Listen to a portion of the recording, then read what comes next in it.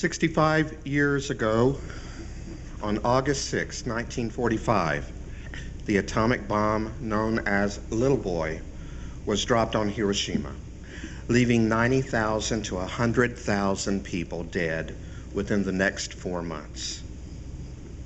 3 days later, another bomb called Fat Boy was dropped on Nagasaki, killing 60,000 to 80,000 people.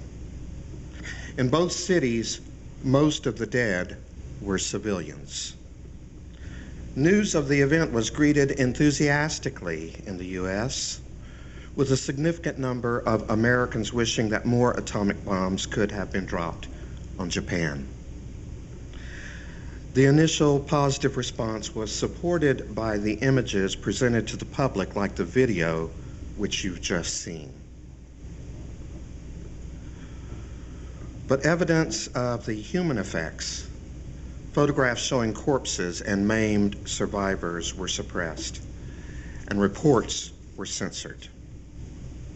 And so these events and the public concern in the 1980s over the nuclear proliferation between the U.S. and what was then the Soviet Union prompted Dr. Seuss's book, The Butter Battle Book. The story focuses on the long-standing battle between the Ukes, who lived on one side of a dividing wall, and the Zooks, who lived on the other side.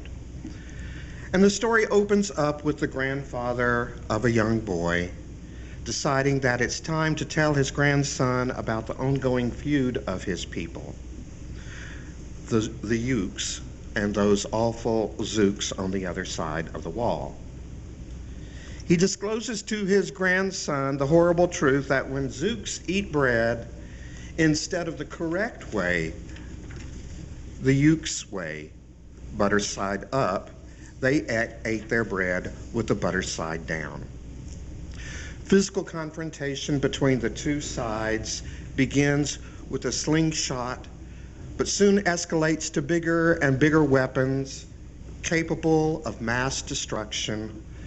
And the grandfather is appointed to head the military effort against the Zooks, with the Ukes leader guaranteeing that the needed ammunition will be provided.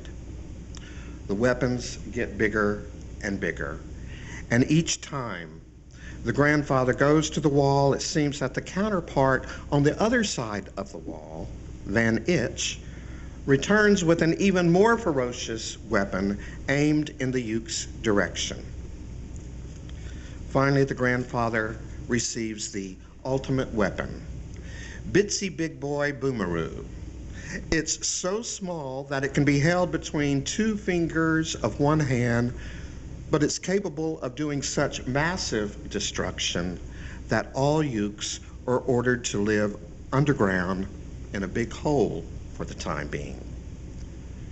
But when the grandfather takes his place on the wall, who is there brandishing the same weapon but his nemesis, Van Itch?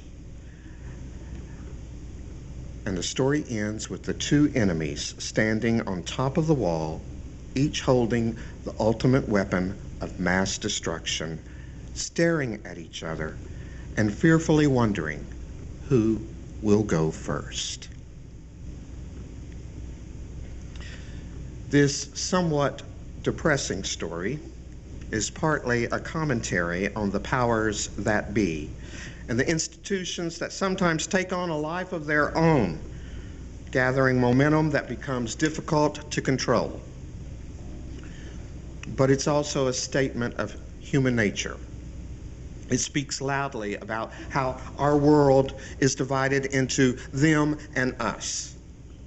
The same attitudes you see on football fields in which the riot police are needed to restrain the enthusiasm and passion of fans is the attitude that is largely responsible for the escalation of wars in our world, in Afghanistan, Iraq, Somalia, Indonesia, Philippines, India, Israel and Palestine, Colombia, Yemen, and many, many more countries. It's the same attitude that is behind the ancient law of an eye for an eye and a tooth for a tooth, to which Martin Luther King Jr. responded, "The old law of an eye for an eye leaves everyone blind."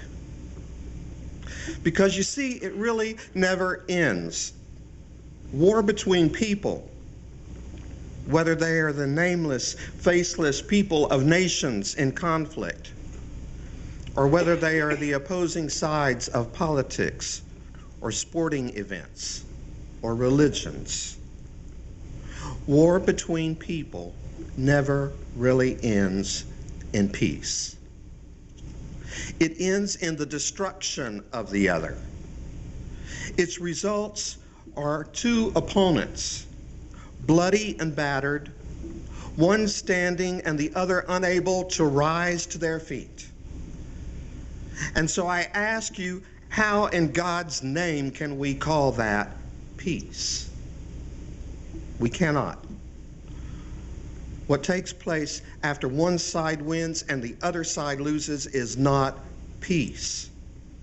It's destruction. It is the temporary end of conflict. It's the quick fix of might makes right. But it is not peace.